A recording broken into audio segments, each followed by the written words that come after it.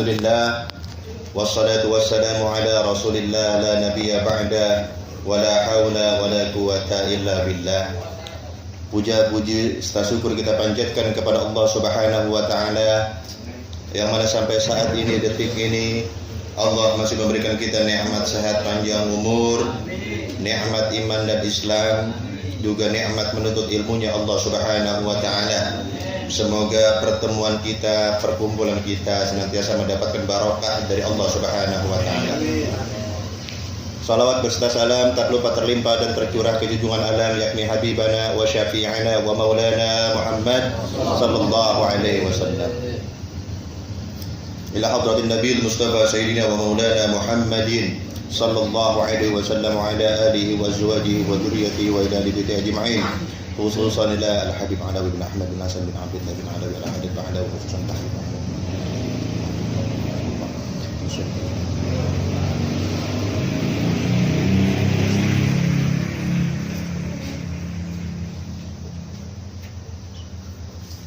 ولجميع المؤمنين والمؤمنات والمسلمين والمسلمات الأحياء منهم والأموات كلهم شيء إلا هم الفاتحة. أعوذ بالله من الشيطان الرجيم. بسم الله الرحمن الرحيم.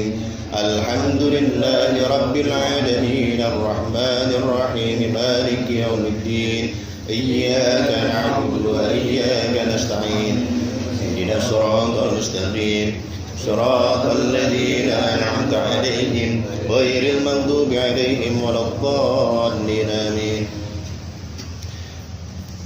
Yang sama-sama kita hormati dan muliakan guru kita Al-Habib Ahmad bin Uthman bin Yahya yang kurang sehat.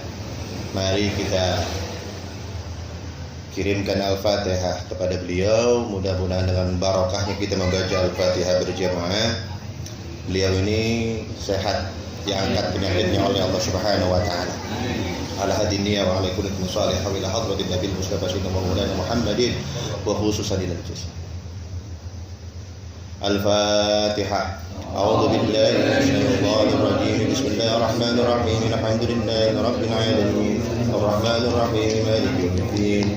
Iyyaka na'budu wa iyyaka nasta'in. Ihdinas siratal mustaqim.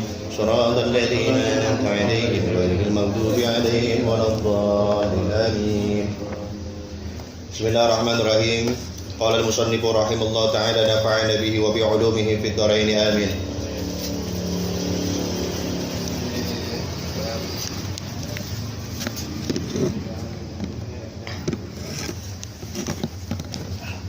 Alhamdulillah, kita melanjutkan kajian kita, yaitu zikir yang keempat yang bawa kitab halaman 188.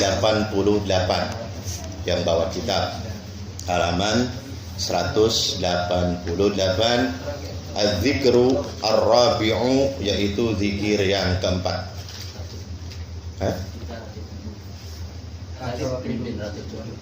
Belum baca lagi belum? Berapa? Langsung aja. Ya, langsung. Az-zikru ar-rabi'u, zikir yang keempat. Qaulu sahibir ratibi nafa'allahu bihi amin. Rabbi ighfir lana wa tub 'alaina innaka antat tawwabur rahim. Qaulu sahibir ratibi, adapun penjelasan sahibur ratib, nafa'allahu bihi amin, semoga Allah memberikan kita manfaat karena sabab beliau. Beliau mengatakan Rabbi ighfir lana wa tub 'alaina innaka antat tawwabur rahim. Rabbi ighfir lana, ya Allah ampunilah kami, wa tub 'alaina, terimalah taubat kami, innaka antat tawwabur rahim, sesungguhnya engkau adalah Tuhan Maha Pengampun lagi Maha Penyayang. Tabarukan kita baca bersama-sama sebanyak 3 kali. Rabbi ighfir lana wa tub 'alaina innaka antat tawwabur rahim. Rabbighfir lana wa tub 'alaina innaka antat tawwabur rahim. Rabbighfir lana wa tub 'alaina innaka antat tawwabur rahim. Qala fi syarhi, dalam kitab syarah dijelaskan, wa rawa at-Tirmidzi wa Abu Dawud, sebuah hadis riwayat Imam At-Tirmidzi dan Imam Abu Dawud, an Ibnu Umar radhiyallahu anhuma, dari sahabat Ibnu Umar, semoga Allah meridhai mereka berdua. Qala, Ibnu Umar berkata, kana yu'addu li Rasulillah sallallahu alaihi wasallam fil majlisil wahid. Rasulullah sallallahu alaihi wasallam terhitung dalam satu majlis qabla ayyakuma, sebelum beliau berdiri, yakni meninggalkan majlis, mi'ata marratin rabbighfirli wa tub 'alayya innaka antat tawwabur rahim. Beliau 100 kali membaca Rabbighfirli wa tub 'alayya innaka antat tawwabur rahim. Jadi Ibnu Umar radhiyallahu taala anhuma menjelaskan, Rasulullah salah satu kebiasaan Rasulullah, apabila beliau berdiam di satu majlis, beliau tidak akan meninggalkan majlis tersebut sebelum beliau membaca Rabbighfirli wa tub 'alayya innaka antat tawwabur rahim 100 kali. Itu salah satu kebiasaan Rasulullah sallallahu alaihi wasallam.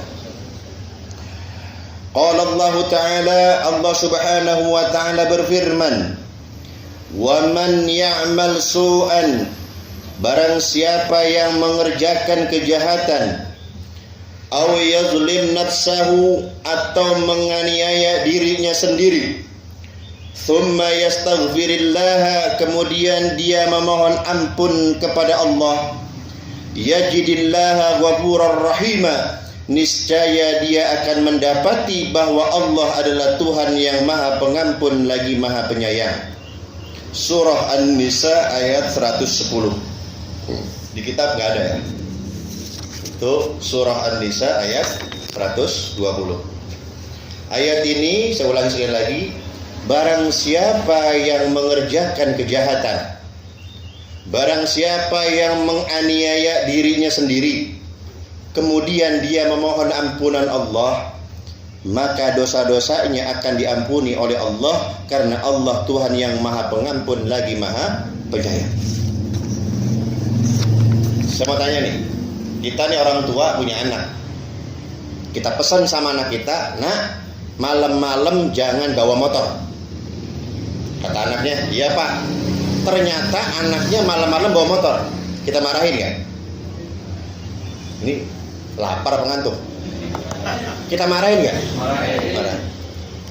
Kata bapaknya, kamu udah bapak bilang malam-malam jangan bawa motor. Awas, sekali lagi diulangi. Iya pak. Ternyata anaknya ngulangi kesalahan yang sama. Kira-kira gimana kita? Lebih marah lagi. Kamu udah bapak bilang jangan bawa motor malam-malam, masih bawa juga. Awas, sekali lagi bapak bilangin. Ternyata besoknya anak kita malam-malam masih bawa motor lagi. Kira-kira motornya kita apa ya? Berjual. Emang agak punya modal ongkos. Main jual-jualan. Paling enggak motornya kita sita, paling enggak motornya kita ambil. Itu perlakuan kita ke anak kita. Sekali masih oke, 2 kali oke, 3 kali, 4 kali, 5 kali mustahil kita membiarkan anak kita, mustahil. Akan tetapi Allah Tuhan kita tidak seperti itu.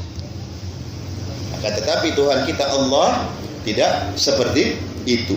Seberapa seringnya kita memaksiati Allah dengan maksiat yang sama. Ya Allah, hamba berjanji gak bakal zina lagi. Ternyata gak lama kemudian dia zina lagi. Ada yang begitu kan? Padahal pada saat dia berzina sangat mudah bagi Allah menahan oksigen untuk dia. Sangat mudah bagi Allah. Sehingga orang tersebut mati dalam keadaan maksiat kepada Allah. Bisa jadi. Tapi Tuhan kita mah tidak seperti itu. Tetap diberikan oksigen gratis oleh Allah. Tujuannya apa? Agar hambaku ini masih aku berikan waktu untuk bertobat kepada aku, kata Allah Subhanahu wa ta'ala. Ya Allah, hamba janji gak bakal judi lagi. Judi lagi, kalah lagi. Saya kapok gak bakalan lagi. Kapoknya itu bukan kapok gak mau judi, bukan. Kapoknya kapok kalah. Coba kalau menang, ada gak orang main judi menang kapok? Wah, kapok main judi emang apa? Menang mulu, nggak ada. Di mana-mana yang kapok main judi itu ya kalah. Besoknya dia judi lagi. Ya Allah, hamba janji gak bakal mabuk lagi. Hamba janji gak bakal maksiat lagi. Besoknya maksiat lagi. Akan tetapi Tuhan kita Allah Subhanahu wa taala itu gak begitu. Makanya ayyuhal ikhwan, saya mengingatkan, tidak peduli seberapa banyak dosa kita, meskipun dosa-dosa kita sepenuh langit dan bumi, dosa-dosa kita lebih besar dari gunung, meskipun kita terus-menerus kembali mengulangi dosa yang sama, selagi kita tidak menyekutui Allah, la taqnatu min rahmatillah, janganlah kita berputus asa dari rahmatnya Allah. Jangan. Kenapa? Yajidillah ghafurur rahimah. Niscaya kita akan mendapati bahwa Tuhan kita Allah itu Maha Pengampun lagi Maha Penyayang. Jadi sebesar apapun dosa kita, tetap ampunan Allah lebih besar dari dosa kita. Di dalam kitab Tanbihul Ghafilin bab taubat, ini di luar ya, ini penjabaran dari ini. Wa kana fil ummamil madiyah idza adnabu dhanban hurrima 'alaihim halal.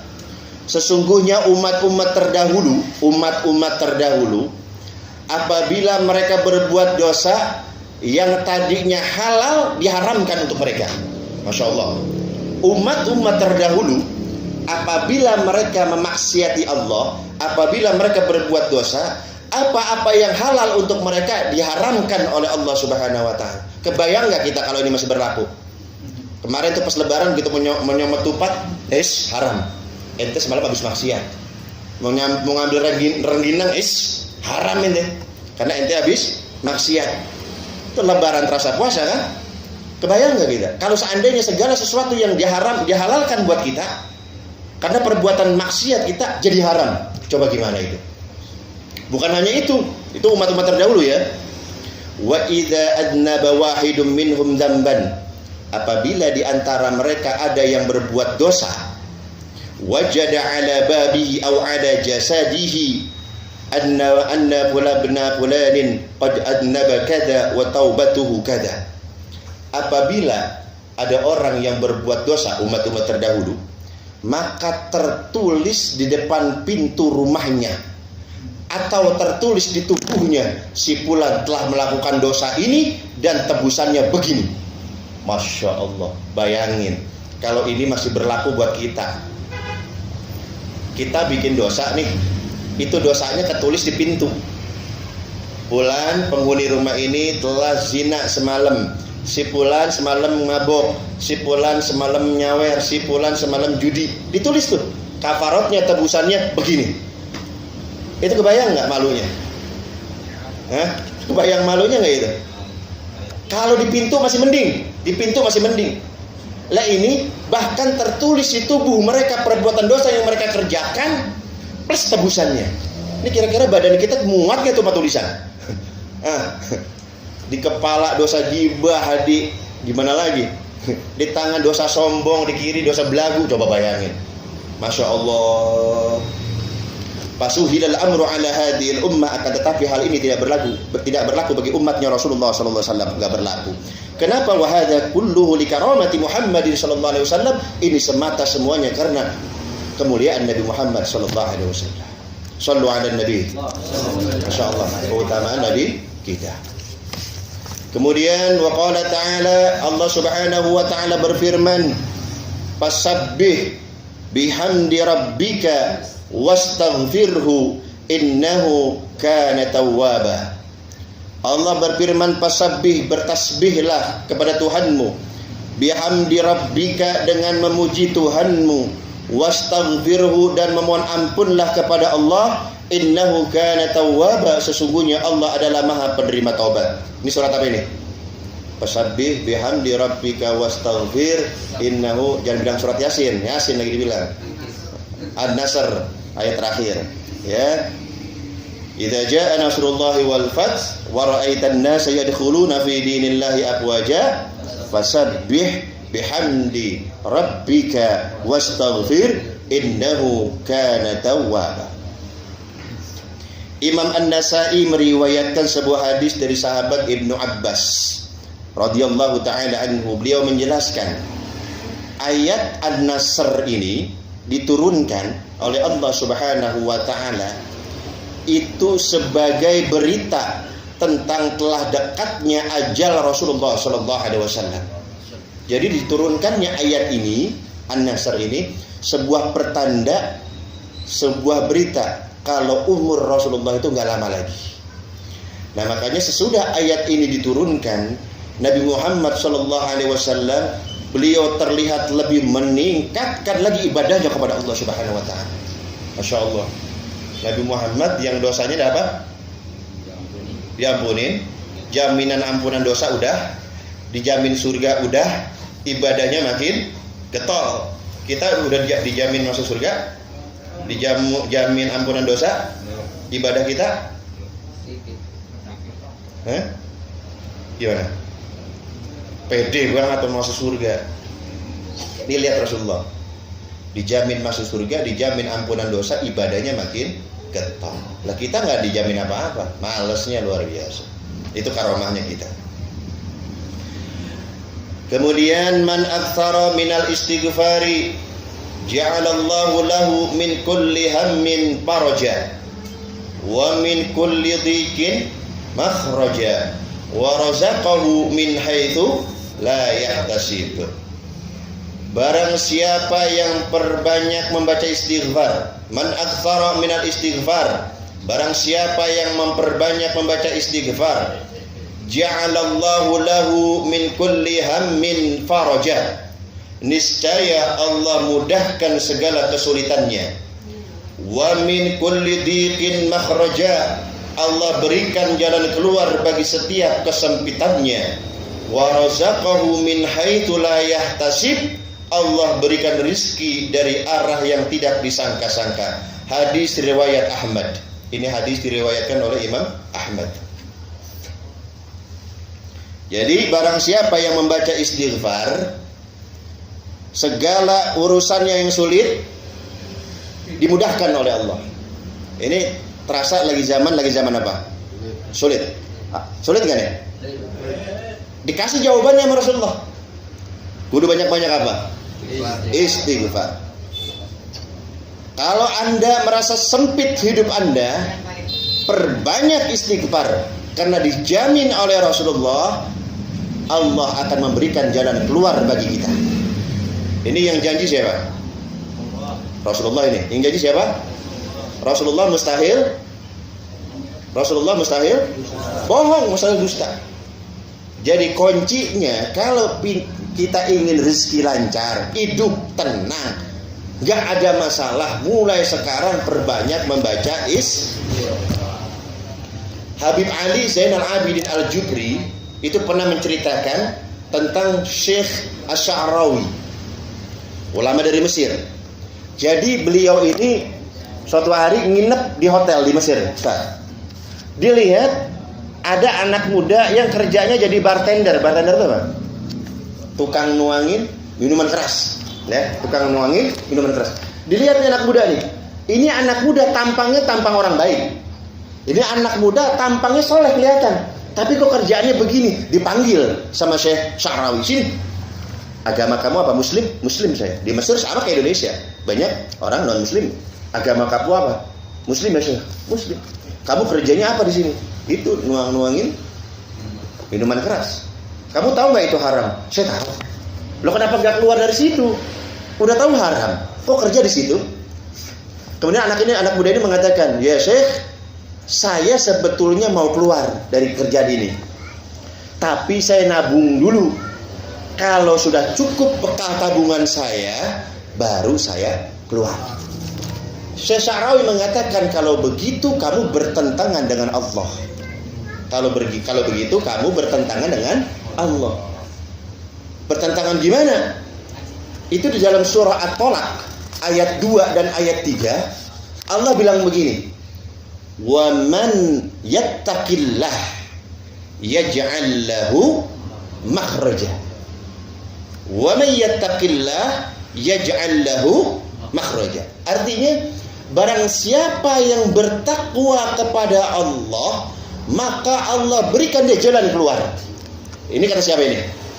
Kata Allah. Tadi anak muda bilangnya gimana? Kalau sudah cukup tabungan saya, baru saya keluar. Kamu menyalahi firman Allah. Takwa dulu, baru makhraja. Takwa dulu, nanti baru ketemu jalan keluar. Kamu menabung dulu, baru takwa. Kamu memakhraja dulu, nyari ngumpulin duit, itu namanya kan makhraja. Persiapan.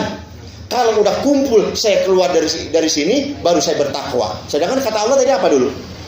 Takwa dulu, baru Allah kasih jalan keluar. Walhasil ini pemuda merenung, Masya Allah, iya. Akhirnya kena nasihat dari Syekh Sya'rawi ini, beliau keluar dari tempat kerjaan ini. Ini Masya Allah nih, kan wa may yattaqillah yaj'al lahu makhraja. Barang siapa yang bertakwa kepadaku, kata Allah, aku berikan dia jalan keluar. Dan anak muda keluar dari kerjaannya, karena dia ingat dengan janji siapa? Janji Allah. Dia keluar. Uang yang seada-adanya dia sebulan, 2 bulan, 3 bulan, 4 bulan, tahunan belum dapat pekerjaan. Tahunan. Tiap hari ngelamar kerja sono, tiap hari ngelamar kerja sini, enggak dapat pekerjaan. Sampai satu hari dia udah nyerah, dia duduk di taman. Begitu duduk di taman, ternyata ada orang yang numpang duduk di sampingnya. Kosong, boleh duduk, boleh. Ini anak muda udah capek deh, bertahun-tahun nyari kerjaan nggak dapat pekerjaan. Mungkin ada yang begini kan di antara kita nih, diuji sama Allah tahunan. Ya Allah, Engkau yang mengatakan aku bertakwa kepadamu, Engkau berikan jalan keluar. Tahunan ini ya Allah nggak tanggung-tanggung, jalan keluarnya mana ini? Akhirnya apa? Ditanya sama yang orang datangnya duduk itu, dari mana mas? Ngelamar kerjaan. Terus gimana? Tahunan saya ngelamar kerja, ditolak. Emang tadinya kerja di mana? Kerja nggak tadinya sebelumnya? Saya kerja sebelumnya. Diceritain. Saya kerja di anu, ketemu Syekh Sya'rawi, beliau menyarankan kepada saya untuk mengamalkan Al-Quran. Barang siapa yang bertakwa kepada Allah, Allah berikan jalan keluar. Kerjaan saya haram, saya keluar, saya bertakwa kepada Allah. Saya berharap Allah memberikan saya jalan keluar. Sampai hari ini belum ada jalan keluarnya. Masya Allah. Tahunan ini. Ditanya ini, kamu basicnya apa? Saya perhotelan. Ya udah, dikasih kartu nama sama yang ini. Ini kartu nama, kamu datangin aja ke alamat di kantor ini. Susul ke sana. Ini dia nggak bilang ini siapa. Begitu besoknya disusul, ternyata yang ngasih kartu nama ternyata adalah bosnya. Bos travel. Nah ini kita nih ada bos travel nih, Masya Allah. Nanti kalau mau umroh kemarin, ya, sama Sabila. Ternyata nih bos travel ya, ngurusin jamaah haji, ngurusin jamaah umroh. Begitu nyampe loh, ini bukannya bapak kemarin yang ngasih ke saya? Iya saya. Nah, terus bapak siapa? Saya bos pimpinan di sini. Terus ada kabar apa buat saya? Kamu saya terima kerja di hotel dan kamu saya tugaskan kerja di hotel yang ada di kota Madinah Al-Munawwarah. Masya Allah. Posisi dia sangat dekat dengan makamnya Rasulullah SAW. Dia bisa kapan aja berziarah, menziarahi makam Rasulullah SAW. Tuh bayangin, barang siapa yang bertakwa kepada Allah, yaj'al lahu. Ya Allah, saya udah takwa nih, saya berhenti udah di kerjaan haram. Allah tahu, kata Allah, itu makhrajanya, itu jalan keluarnya. Begitu jalan keluar, ya Allah saya udah di depan pintu nih, kudu kemana saya? Kan gitu kan kita kan? Lanjutan ayatnya apa? Wa yarzuquhu min haitsu urusan rezeki urusan gua. Lu gak usah mikirin, gua tanggung rezeki lu. Wa may yatawakkal 'ala Allah fa huwa hasbuh. Barang siapa yang bertakwa, tawakal kepadaku, aku tanggung rezekinya. Masalahnya yakin atau enggak. Masalahnya itu. Di dalam kitab Kasyifatus Saja' bi Syarhi Safinatin Najah, saya baca di kitab Zabur. Allah bilang begini, ya bani Adam, la tutallibuni birizqil ghad. Hei anak Adam, kamu jangan berani-berani memaksa aku memberikan rizki kepadamu esok hari. Ingat ya, kamu jangan maksa-maksa saya ya, kata Allah, ngasih rizki esok hari. Karena aku menyuruh kamu beribadah, itu tidak memaksa kamu untuk beribadah esok hari. Saya ulangi, kamu jangan maksa-maksa saya, kata Allah, untuk memberikan rezeki di esok hari. Karena aku tidak mewajibkan kamu mengibadahi aku esok hari. Besok ada sholat subuh, zuhur, wajib gak itu? Enggak. Yang namanya wajib dalam agama kalau sudah masuk waktunya baru wajib. Ini bentar lagi zuhur nih. Zuhur wajib gak? Nah, belum. Sekarang mah. Kalau kita bilang wajib, siapa yang nanggung umur kita masih hidup sampai zuhur? Kalau kita bilang wajib, kita mati sebelum zuhur, berarti kita, kamu ninggalin sholat ya, kata Allah. Lah ya Allah, dan bulan-bulan waktunya saya. Nggak bisa, pokoknya wajib, lu bilang wajib sih tadi. Paham nggak maksudnya ini? Jadi kewajiban dalam agama kalau sudah masuk waktu. Makanya Allah tegesin, kamu jangan maksa-maksa saya, kata Allah, memberikan rezeki kepada kamu esok hari. Ya Allah, besok anak saya bayaran bagaimana? Kata Allah, gimana gua aja, terserah gua lah, gimana sih? Ya Allah, besok anak saya makan apa? Terserah gua, jangan maksa-maksa. Karena kata Allah, kita per kata Allah. Ibadah besok nggak wajib, maka lu jangan maksa-maksa ngasih rezeki ke saya. Paham ini? Jadi ibadah mah ibadah seperti itu ya. Jadi wa may yattaqillaha yaj'al lahu makhraja wa yarzuquhu min haitsu la yahtasib wa may yatawakkal 'ala Allah fa huwa hasbuh. Jadi ini amalkan ini. Kalau orang-orang yang imannya kuat, tauhidnya kuat, enggak ada dia main dukun, enggak ada. Pesugihan itu enggak ada. Babi ngepet apa itu di Depok bohong gitu. Ustaz pengen viral doang, ya Allah. Subhanallah. Tapi Ustaz itu pelakunya Ustaz. Luar biasa Ustaz. Ya Allah. Wa qala alaihi salatu wassalam, Nabi Muhammad sallallahu alaihi wasallam bersabda, "Inni la astaghfirullah wa atubu ilaihi fil yaumi 70 marrah." Inni sesungguhnya aku la astaghfirullah, memohon ampunan Allah, wa atubu ilaihi dan bertobat kepada Allah fil yaumi dalam satu hari 70 marratan sebanyak 70 kali. Aku meminta ampun, aku bertaubat sehari 70 kali. Siapa itu? Yang dosanya dapat jaminan sudah kita diampuni dosa kita. Istighfar enggak? Minta ampun enggak? Berarti tinggian siapa derajatnya antara kita sama Nabi Muhammad kira-kira? Nggak saya nanya nih, Nabi Muhammad udah dapat ampunan dosa? Udah ya. Beliau dalam sehari minimal 70 kali istighfar mohon ampun. Kita udah dapat jaminan dosa, ampunan dosa. Istighfar nggak tiap hari? Berarti lebih mulia siapa antara kita dengan Nabi Muhammad? Nabi Muhammad juga. Itu muliaan kita ya, Allah pede banget kita. Allah. Jadi Rasulullah beristighfar itu bukan berarti Rasulullah punya dosa. Bukan. Kan Allah bilang, liyaghfirullahu ma taqaddama min dzambika wa ma ta'akhkhar, surah Al-Fat. Muhammad, kalau memang kamu punya dosa, aku ampuni, kata Allah. Baik yang sekarang maupun yang masa yang akan datang, aku ampuni. Udah diampuni sama Allah. Rasulullah itu istighfar itu dalam rangka syukur itu. Karena dosanya udah Rasulullah udah diampuni dosanya, tapi sejarah mencatat beliau sholat sunat kakinya sampai apa? Sampai bengkak gitu. Kita bengkaknya kenapa? Macam-macam gitu mana? Rematik, ya segala mana Pak? Main futsal Kak. Ini Rasulullah bengkak, ditanya sama Aisyah, ya Rasulullah, Anda kan udah dapat jaminan ampunan dosa, kok masih begini? Afala akuna abdan syakura? Aisyah, emangnya nggak boleh ya saya jadi hamba yang bersyukur kepada Allah? Sama seperti halnya ketika beliau di Isra dan Mi'raj kan. Sejarah kan catat tuh, baca buku-buku sejarah. Dada beliau diapain? Dibelah kan, dibersihin kan. Bukan berarti hati Rasulullah kotor seperti kita. Akan tetapi dijelaskan oleh ulama, tuhrun ala tuhrid. Udah bersih, dibersihin lagi. Udah bening, dibeningin lagi. Udah kinclong, dikinclongin lagi. Itu Rasulullah. Saking sempurnanya sampai-sampai Allah yang menciptakan Nabi Muhammad mengatakan, wa innaka la'ala. Bener-bener lu Muhammad, bener-bener ente cakep akhlak ente. Allah yang muji, padahal yang bikin Allah. Seperti itu. Wa qala sallallahu alaihi wasallam, juga Rasulullah sallallahu alaihi wasallam bersabda,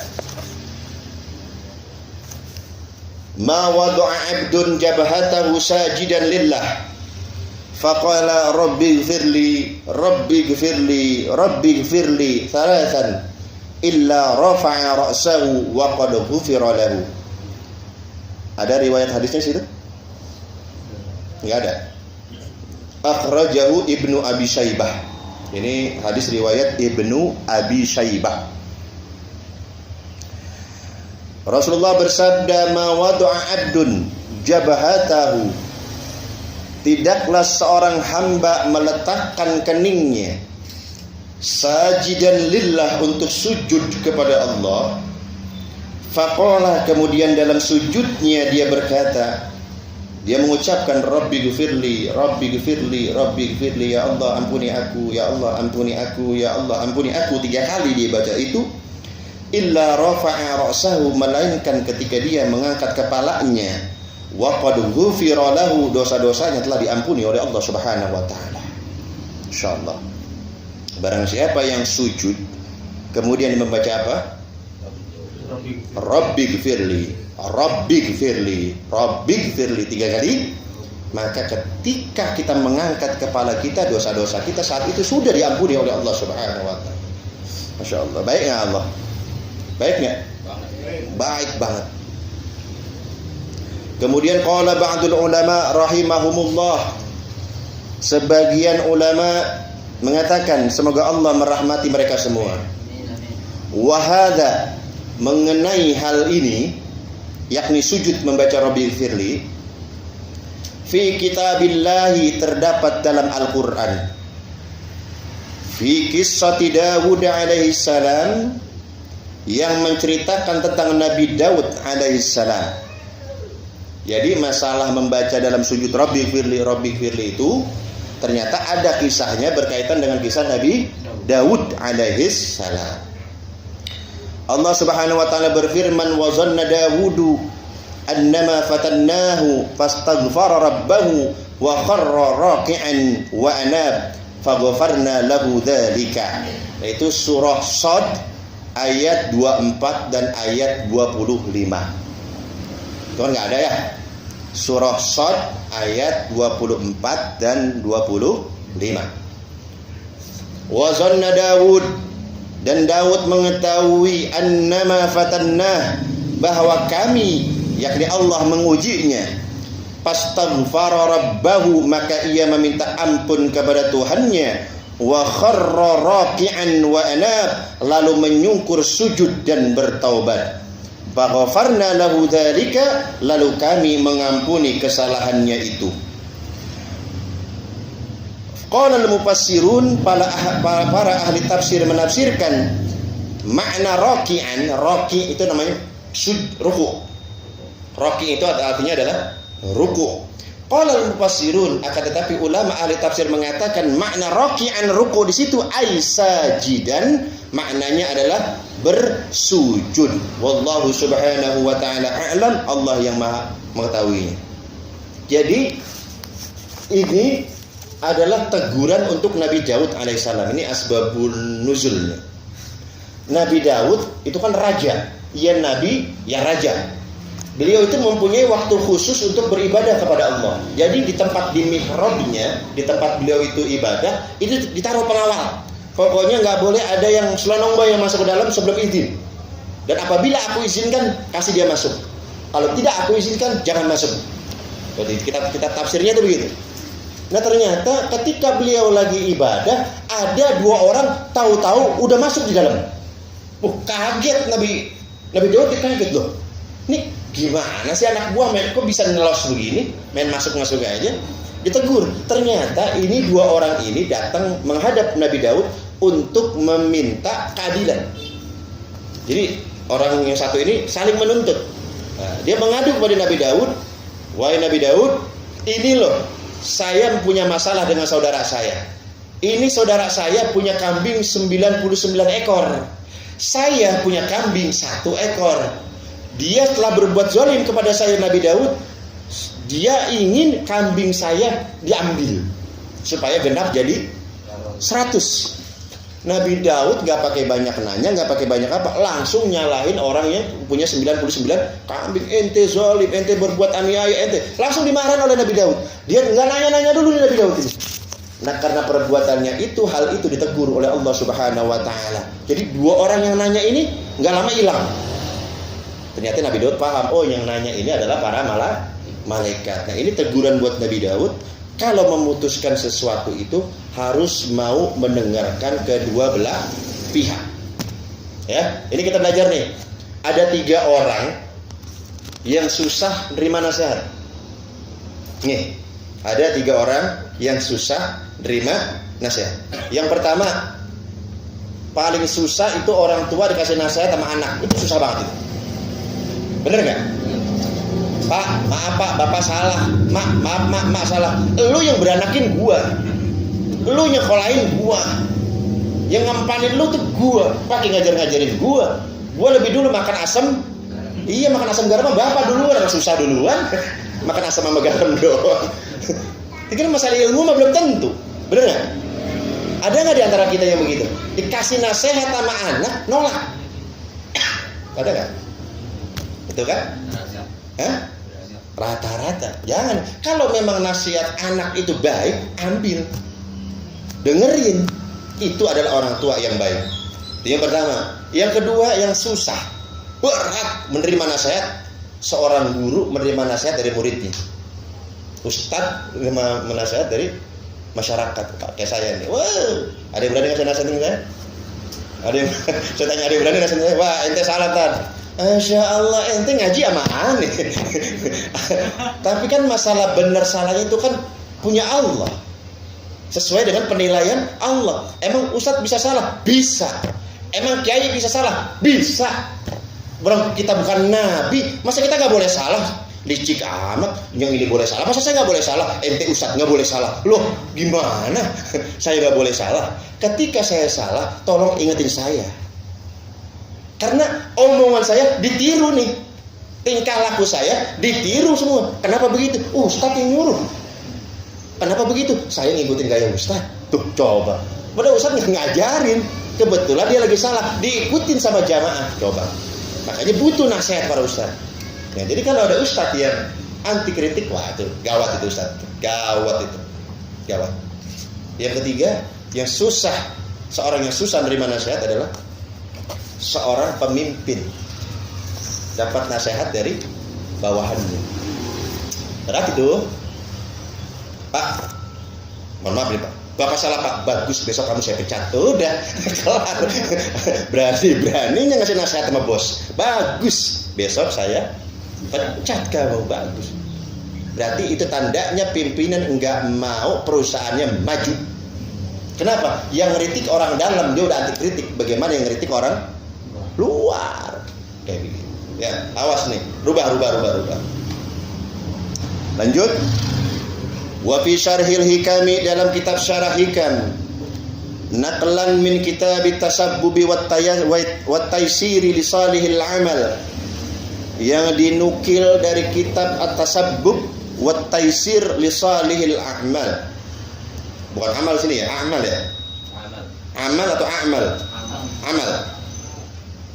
Dinukil dalam kitab Tasabbub wat Taysir li Salihil Amal, yang dikarang oleh Al-Qadi Yunus bin Abdullah Al-Ma'ruf bi Ibnu Safar, yang dikenal dengan sebutan Ibnu Safar. Nama aslinya Yunus bin Abdullah, masyhurnya sebutannya Ibnu Safar. An-Mughith ibn Sumay. Kisah ini berasal dari Mughith bin Sumay. Qala, dikisahkan, kana rajulun min Bani Israel. Dulu ada seorang laki-laki dari Bani Israel, ya'malu bil khataya, yang gemar bermaksiat, senang berbuat salah. Fa bainama huwa dzata yaumin yasir, suatu hari ketika laki-laki ini sedang berjalan-jalan, dzakara ma salafa min amalihi, tiba-tiba dia teringat akan segala dosa-dosanya. Orang Bani Israel hobinya maksiat, Dia jalan-jalan, di perjalanannya itu tiba-tiba dia diberikan hidayah oleh Allah, dimunculkan segala perbuatan dosa. Masya Allah.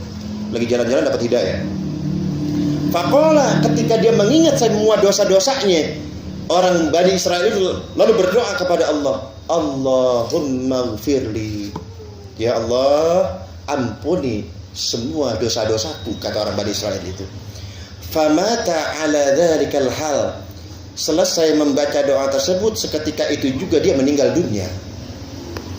Faghufira lahu, karena sebab bacaan itu dosa-dosanya diampuni oleh Allah Subhanahu wa taala. Nah, ini bisa kita amalkan. Apapun aktivitas kita, kemanapun kita pergi, apapun keseharian kita, jangan lepas lisan kita dari Allahumma firli. Nah ini nih, orang Bani Israel yang hobi maksiat, gemar bermaksiat, jarang ibadah, tiba-tiba teringat dosa, kemudian langsung mengatakan spontan, Allahumma firli, ya Allah ampuni dosaku. Mati, diampuni dosanya oleh Allah Subhanahu wa ta'ala. Enak banget yang begitu ya, enak banget. Buku-buku, apalagi kalau kita meninggal sambil sholat, apalagi kita meninggal lagi ngaji, Masya Allah, itu lebih double lagi. Wa qala, juga diceritakan, idza aznabal abdu, apabila seorang hamba berbuat dosa, faqala, kemudian hamba tersebut berdoa, Allahumma gfirli, ya Allah ampuni aku, ya Allah ampuni aku. Kalau kita telah habis berbuat dosa, fayaqulullahu azza wa jal, saat lisan kita mengucapkan Allahumma gfirli, saat itu Allah berfirman, apa? Adnaba abdi dzamban, malaikat, itu tuh hambaku telah berbuat dosa, kata Allah. Malaikat, hambaku itu lihat tuh telah berbuat dosa. Wa alima anna lahu rabban ya'khudhu bidzambi, malaikat itu hambaku yang berbuat dosa itu, dia tahu bahwasannya dia mempunyai Tuhan yang berhak menyiksa dia karena dosa yang telah diperbuatnya. Dia tahu kalau dia punya Tuhan, yang Tuhan itu bisa menyiksa dia akibat perbuatan dosanya. Wa yaghfiru dzamba, dan dia juga tahu kalau dia mempunyai Tuhan yang berhak untuk mengampuni segala dosanya. Jadi kan hak Allah ya, kita ini berbuat dosa, Allah berhak mengazab kita. Kita berbuat dosa, Allah juga berhak mengampuni dosa kita. Cuman kita nggak tahu yang mana yang buat kita, masalahnya itu. Seperti itu. Kemudian ketika kita mengatakan Allahumma gfirli, Allah mengatakan abdi, wahai hambaku, i'mal ma syi'ta, mulai saat ini berbuat sesuka hati kamu, terserah kamu mau melakukan apa saja. Faqad ghafartu laka, sebab dosa kamu saat ini telah ampuni semuanya, kata Allah Subhanahu wa taala. Masya Allah. Cukup mengucapkan apa tadi? Allahumma firli. Ingat, itu baru sendiri itu baru. Terusin waliwa. Nah itu tuh bawah tuh. Terus wali jami'i ashabi hukuki wajibati. Tahu nggak itu artinya apa? Rabbi bini wali jami'i wali ashabi apa tuh tadi? Wali jami'i. Ya Allah, aku memohon ampun untukku, untuk kedua orang tuaku, untuk seluruh kaum muslimin dan muslimat, mukminin dan mukminat, dan orang-orang yang haknya pernah Amba rampas. Kita bertobat kepada Allah mudah, gampang. Paling gampang ini. Urusan sama Allah itu paling gampang. Tobat, janji nggak ngulangi, kelar. Akan tetapi kalau kita berurusan dengan manusia, itu nggak bisa cukup. Ya Allah ampuni hamba telah berbuat dosa sama dia. Itu nggak bakal diampuni sama Allah sebelum kita minta maaf sama yang bersangkutan. Ini yang berat. Iya kalau orangnya masih ada, iya orangnya masih ketemu. Lah kalau orangnya udah meninggal dunia, mau minta maaf gimana? Mau digali kuburannya? Nah, tadi mau dibaca apa tadi Tab?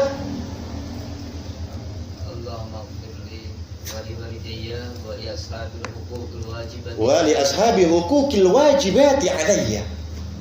Orang-orang yang menjadi tanggungan saya, ya saya tanggung dosa-dosanya. Sebab nanti apabila kita berbuat zalim kepada orang lain, maka kita akan dituntut di hadapan Allah Subhanahu wa taala. Ya Allah, ini saya punya urusan dengan si fulan. Tolong kelarkan, tolong adilkan seadil-adilnya. Dan ini pernah saya sampaikan. Hati-hati. Jadi cukup dengan mengucapkan Allahumma firli. Biasakan ini lisan kita. Biasakan. Kan yang paling enak mah dosa iya. Ini iya kan itu. Yang paling enak mah kan? Jadi udah serba cocok gitu. Dosa diampuni plus duit datang kan enak itu. Mau minta lagi yang lain? Ya ada kan? Subhanallah wa bihamdihi, subhanallahil azim wa astaghfirullah. Udah paling mantap itu udah. Udah jangan nyari-nyari yang lain. Udah kita bahas nih. Zikir yang ketiga. Amalan rizki, mancing duit plus dosa diampuni. Subhanallahi wa bihamdihi, subhanallahil azim wa astaghfirullah. Berapa kali masih ingat? Masih ingat, salah duit masih ingat. Padahal aja udah berapa bulan yang lalu, udah libur bulan puasa, libur. Masih ingat 100, masih diamalin ngomong-ngomong. Hah, masih diamalin? Insyaallah. Kan saya bilang, orang-orang yang ngamalin insyaallah hidupnya muka-muka susahnya hilang. Kan saya bilang kalau nanti ketemu lagi mas saya muka-muka susahnya masih kelihatan. Nah, ini enggak ngamalin ya. Nah, ini ada yang kelihatan dari kelihatannya, ada yang ngamalin, ada yang kagak ini. Ya Allah, amalan gampang gitu. Allah. Kan bingung nih. Ya. Kan, aneh miskin, sama duit susah. Yaudah diamalin. Enggak diamalin. Mau ente apa sih? Bingung udah deh. Mau ente apa? Bener ya? Dia ngeluh-ngeluh miskin dikasih amalan supaya kaya, enggak diamalin. Oh, berarti dia niat miskinnya permanen. Udah gitu aja. Emang bagaimana lagi? Kemudian lanjut waqala juga dikisahkan. Inna rajulan lam ya'mal khairan qat. Ada seseorang yang tidak berbuat kebajikan sedikit pun. Masya Allah. Ada seseorang yang gak pernah berbuat baik sekalipun. Kalau kita insya Allah ya pernah lah kali sedekah gopek perak mah pernah kan? Pernah nggak sedekah 500 perak pernah kan? Masa nggak juga? Pernah nggak? Alhamdulillah. Ini mana? Inna rajulan lam ya'mal khairan qat. Ada orang, ada model yang ternyata ya, seumur hidupnya nggak pernah berbuat baik sedikit pun. Berarti kan udah masya Allah ini orang luar biasa. Hidup lagi. Nazara ila sama. Di akhir hidupnya ini nih kalau Allah udah punya mau susah. Wah, ini yang rada-rada badur jangan merasa tolong sama kisah ini nih. Awas. Tuh kan nih. Kisahnya bagus nih. Ada orang nggak pernah berbuat baik. Kemudian dia dapat hidayah. Masalahnya ente dapat hidayah apa enggak? Ini di kisah disebutin dapat hidayahnya masalahnya. Nah kalau ente lempeng aja gimana? Tato mati. Inna rajulan lam ya'mal khairan qat. Ada seseorang yang tidak pernah berbuat baik seumur hidupnya. Kemudian dia dapat hidayah. Nazara ila sama. Dia memandang kepalanya ke atas langit. Faqala, kemudian dia berdoa kepada Allah. Inna li rabban. Sesungguhnya saya itu punya Tuhan ya. Di ujung hidupnya dia mengatakan saya ini punya Tuhan sebetulnya. Maksudnya dia teringat saya punya Tuhan, saya nggak pernah berbuat amal sedikit pun. Kalau saya mati, dia urusan gimana ini? Saya punya Tuhan yang akan mempertanggungjawabkan nanti, yang akan saya pertanggungjawabkan amal-amal saya di hadapan Allah nanti. Rabbighfirli, ya Allah ampuni saya. Padahal lam ya'mal khairan, enggak pernah berbuat amal sedikit pun. Di ujung hidupnya, Rabbighfirli, ya Allah ampuni aku. Faqala Allah azza wa jalla, saat itu Allah Subhanahu wa taala berfirman, qad ghafartu laka fulan, dosa kamu telah aku ampuni semuanya. Masya Allah. Ingat jangan tiru yang ini mah. Ntar juga kenapa ente bandel? Nah, kemarin ngaji itu sama guru. Katanya ada orang yang enggak pernah berbuat amal sedikit pun, tapi di ujung hidupnya masih sempat mengucap Rabbik. Nah masalahnya kita masih kebagian gak mengucap Rabbighfirli. Itu yang kita khawatirkan. Yang terakhir ini kisah. Ini masya Allah, dari kisah-kisah tadi ini begitu mudahnya. Rabbighfirli, Allahumma gfirli, Rabbighfirli, Allahumma gfirli. Dosanya langsung diampuni oleh Allah Subhanahu wa ta'ala. Kan Allah mah arhamur rahimin ya. Allah mah ghafurur rahim. Jangan sanksi.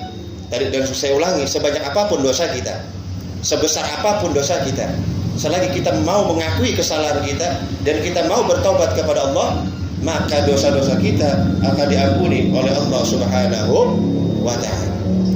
Di dalam kitab Hikayatus Sufiyah halaman 257 yang dikarang oleh Syekh Muhammad Abdul Yusri Abidin.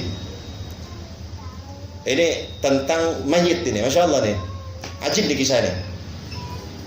Ada seorang Arab Badui. Tahu Badui itu tahu? Badui, orang pedalaman.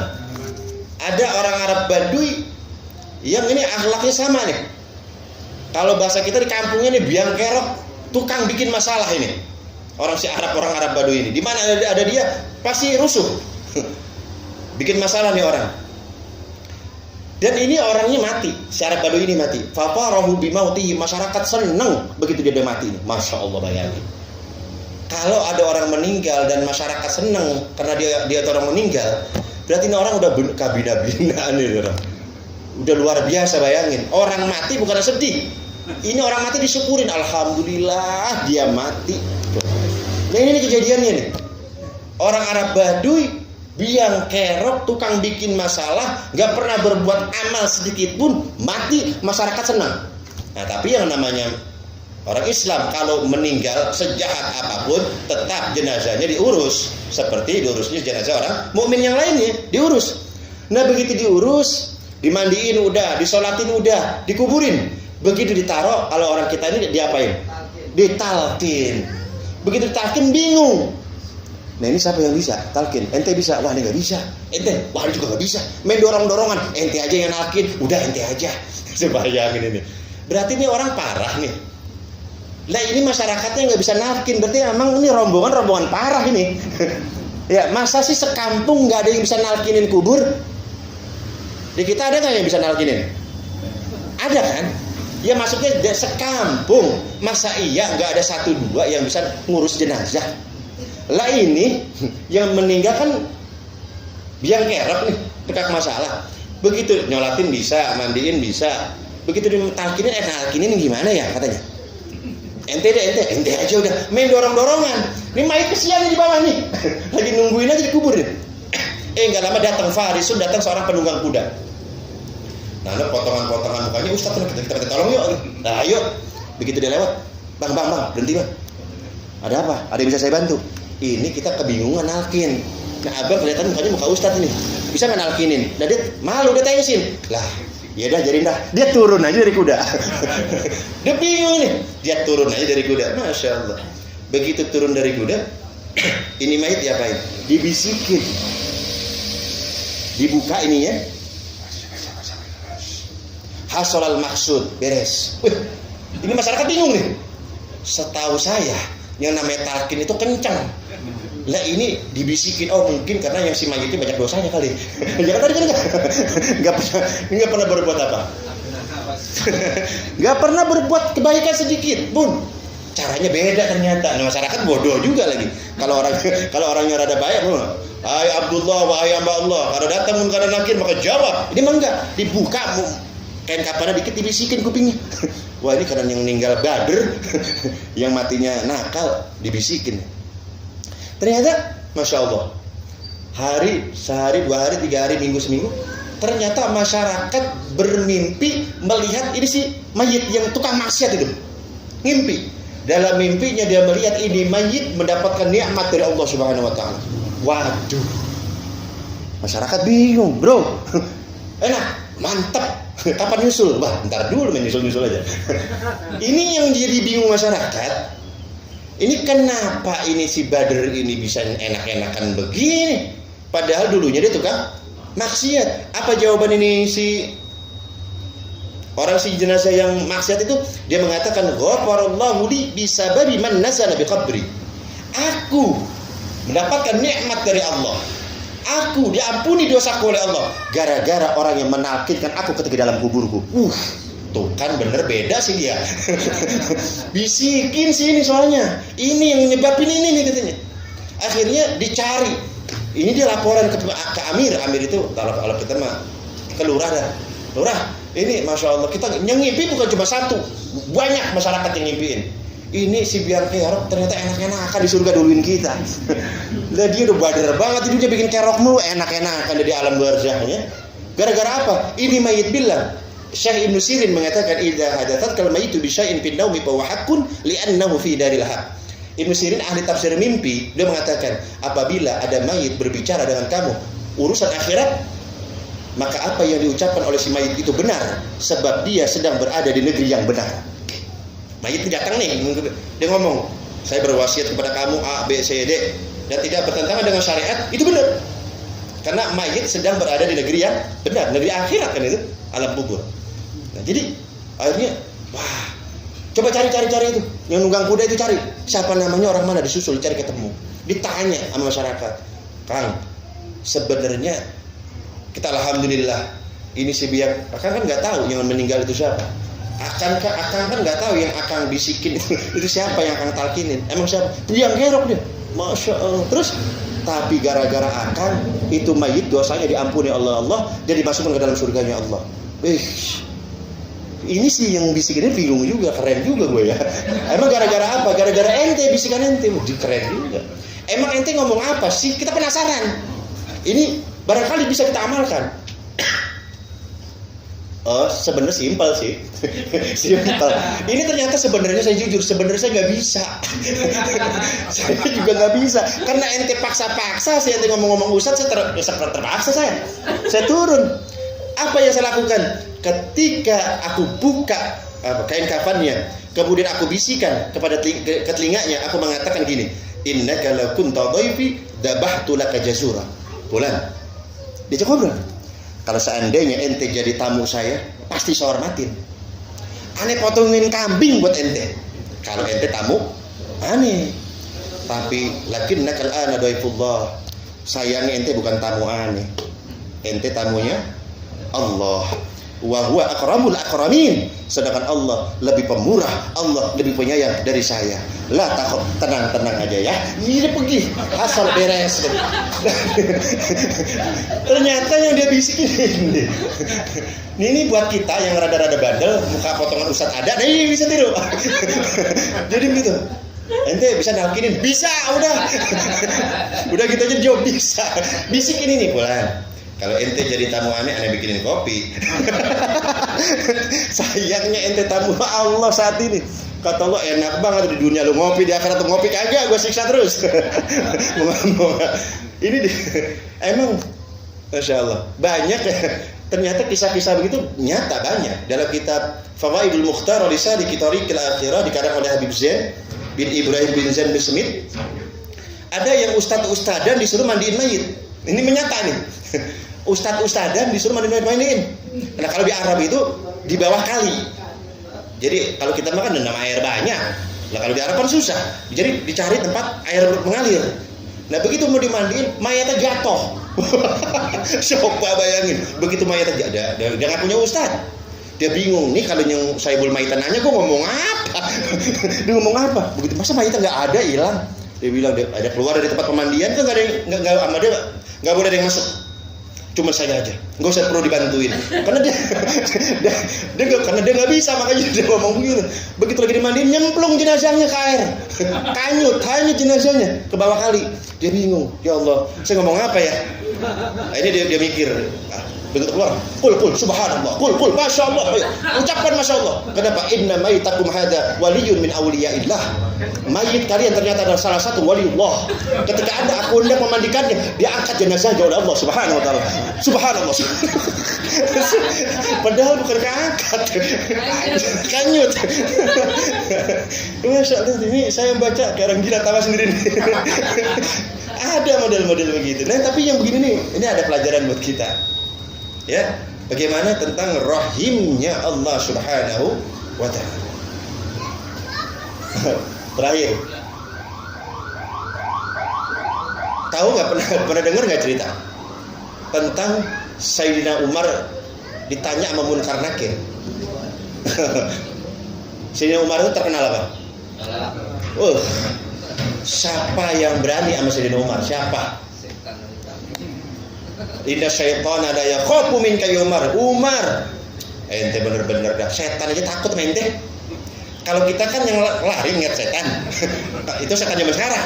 Kalau setan zaman dulu, setan ingat Sayyidina Umar lari. Wah, gue takut ini Umar nih.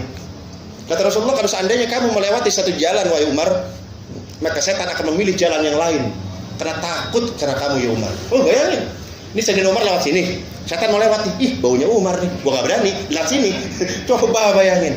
Kalau kita lewat tempat angker kan numpang-numpang ya. Numpang, setan numpang. Itu kita. Zaman Sayyidina Umar beda. Setan numpang-numpang. Numpang ya Mar. Jangan gampar Mar. Galak banget Sayyidina Umar. Nah ini ketika Sayyidina Umar bin Khattab dimakamkan Rasulullah, Abu Bakar dan Sayyidina Umar. Ketika dimakamkan, Sayyidina Ali bilang begini, ya Allah, salah satu karomahnya Sayyidina Ali adalah beliau bisa berbicara dengan penghuni kubur. Salah satu karomahnya, kasyaf, bisa melihat penghuni alam kubur. Masya Allah. Nah dia minta, ya Allah, berikan saya kasyaf. Saya pengen dengar percakapan antara Sayyidina Umar sama Munkar Nakir. Sebab saya belum pernah lihat seumur-umur Umar takut. Belum pernah saya lihat seumur-umur mukanya Umar pucat. Nah ini kan Munkar Nakir nih. Masa iya dia berani sama Munkar Nakir? Dulu waktu mau hijrah, orang-orang mengumpet-ngumpet, Umar mah diumumin. Ini Umar nih mau hijrah nih, mau jegat saya, jegat di depan. Barang siapa yang ingin anaknya menjadi yatim, istrinya menjadi janda, nih Umar mau hijrah, jegat di depan ya, tungguin. Nantang. Umar tuh, orang-orang diam-diam dia enggak. Pengen anaknya yatim, pengen suami istrinya menjadi janda, jegat Umar di depan. Wah, itu pada mikir Umar. Enggak ada yang gangguin. Akhirnya doa Sayyidina Ali dijawab oleh Allah Subhanahu wa taala. Kasyaf. Begitu datang Munkar dan Nakir menghadap Sayyidina Umar, belum ngomong. Ayyuhal malakan, Munkar dan Nakir, ana wa'adtukuma wa usikuma. Ane pengen pesan sama berdua, kalian berdua. Masya Allah. Begitu nyampe Munkar dan Nakir langsung, ana wa'adtukuma wa usikuma. Ane ingin pesan kepada kalian berdua. Ane pesan ente ya. Allah ta'tiyal mu'mina ba'da hadal waqti bi suratikum hadha. Besok-besok kalau datengin jenazah orang mukmin, mukanya jangan serem begini. Besok-besok ane mesen main deh. Tuh, malaikat Munkar Nakir belum nanya. Belum. Baru nyampe, ane mesen main deh berdua. Waduh, ini orang galak banget. Sini Ali pada dengerin. Kalau minta kasih sama Allah berdengar. Jangan sekali-kali kamu datang menanyakan jenazah orang mukmin dengan wajah yang serem begini. Li'anni lamma ra'aitukum bihadhil halah. Karena aku ketika melihat muka engkau, fa hasala di khalqun wa faz'un syadid. Hampir copot jantung saya, kaget saya. Fa kaifa bisiwai? Lalu bagaimana orang lain? Saya aja kaget, gimana yang lain? Ini panjang lebar ini Sayyidina Umar mengotop, baru dia bilang, kamu tahu siapa saya? Kamu siapa? Kata Munkar Nakir kan nggak punya catatan. Kamu siapa? Sayyidina Umar nggak mengatakan gini, ana Umar bin Khattab, enggak. Ana pemimpin yang adil, enggak. Dia mengatakan, kamu tahu siapa saya? Siapa kamu? Ana sahibu Rasulillah, ana CS-nya Muhammad. Ayo, mau ngomong apa ente? Waduh, Munkar Nakir tengok-tengokan, salah kita nanya ini. Salah nanya.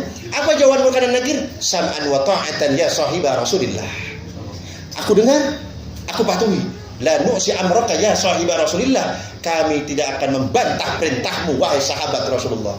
Lah masalahnya Sayyidina Umar ngomong begitu pede. Kamu tahu siapa saya? Siapa kamu? CS-nya Muhammad. Kalau gak percaya, tanyakan sebelah saya. Kan ini Rasulullah, Abu Bakar, Umar. Kamu siapa? CS-nya Muhammad. Tanyain aja kita. Tinggal begini doang, Muhammad ini benar CS-nya. Bener. Lah kalau kita kan ada tuh siapa tuh NU, ketum PBNU. Kayak betul. Dia mengatakan apa? Kalau kamu ditanya sama Munkar Nakir, bilang aja apa? Muridnya Mbah Hashim, kan gitu. Kan ramai tuh. Itu benar. Bilang aja muridnya Mbah Hashim. Maksudnya apa? Beramal seperti amalnya Mbah Hashim, bukan cuma muridnya Mbah Hashim doang. Ngaku-ngaku, bukan sekedar ngaku-ngaku. Ini benar-benar orang-orang yang mengamalkan amalan Mbah Hashim. Makanya Sayyidina Umar pede. Emang kamu tahu nggak siapa saya? Emang siapa kamu? Anak CS-nya Muhammad. Ketika mendengar ini Sayyidina Ali mengatakan, wallahi ma yazalu Umar yanfa'un nasa fi hayati wa mamati. Demi Allah, Sayyidina Umar itu selalu memberi manfaat untuk orang lain, baik ketika hidupnya maupun setelah wafatnya. Dari situ malaikat Munkar dan Nakir wajahnya nggak terlalu serem. Itu matanya Munkar Nakir merah seperti bara, giginya seperti tombak, kedua tangannya memegang palu gada, rambutnya menghujam ke bumi, nyeret. Yang satu hijau, yang satu hitam, yang satu hijau kebiru-biruan, ngeri. Saya dibentak sama Sayyidina Umar, aneh mesen mente berdua. Waduh, jadi jangan kaget.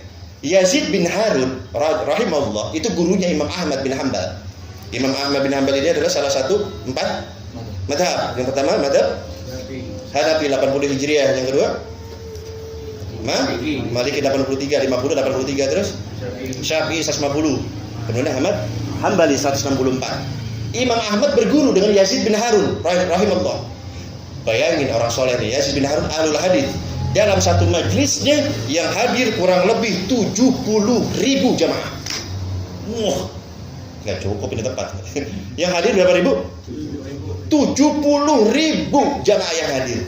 Begitu beliau meninggal dunia, muridnya mimpiin, ya Syekh, ya Imam, gimana? Enak, alhamdulillah, rahamani wa ghafarali. Allah merahmati saya, Allah mengampuni saya. Saya mau nanya, ini kata murid ini dalam mimpinya, kamu sempat ditanya nggak sama Munkar Nakir? Sempat. Ditanya apa? Man rabbuka? Sama, man rabbuka. Terus Anda jawab apa? Saya bilang begini sama Munkar Nakir. Munkar Nakir, tahu nggak? Setiap hari dalam pengajian saya kurang lebih 70.000 orang yang hadir. Dan setiap hari mereka menanyakan soal agama. Nggak ada tuh yang nanyain man rabbuka kayak pertanyaan ente. Ada nggak pertanyaan yang lebih berat? Bayang. Ya sih, ini pertanyaan anak kecil, pertanyaan bocah, man rabbuka. Jamaah saya 70.000. Ada nggak pertanyaan yang lebih susah lagi sih? Kata mereka bukan Nakir, salah orang kita tanya. Nah itu umatnya Rasulullah tuh. Umatnya Rasulullah SAW. Mudah-mudahan kita begitu. Amin. Ketika jasad kita dimasukkan ke liang lahat, kita dianggap sebagai tamunya Allah Subhanahu wa taala. Semoga Allah memberikan kita hidangan berupa ampunan dan rahmat dari Allah Subhanahu wa taala. Al-Fatihah. A'udzu billahi minasyaitonir rajim. Bismillahirrahmanirrahim. Alhamdulillahirabbil alamin arrahmanir rahim maliki yaumiddin. Iyyaka na'budu wa iyyaka nasta'in ihdinas siratal mustaqim. Shiratal ladzina an'amta 'alaihim ghairil maghdubi 'alaihim waladdallin.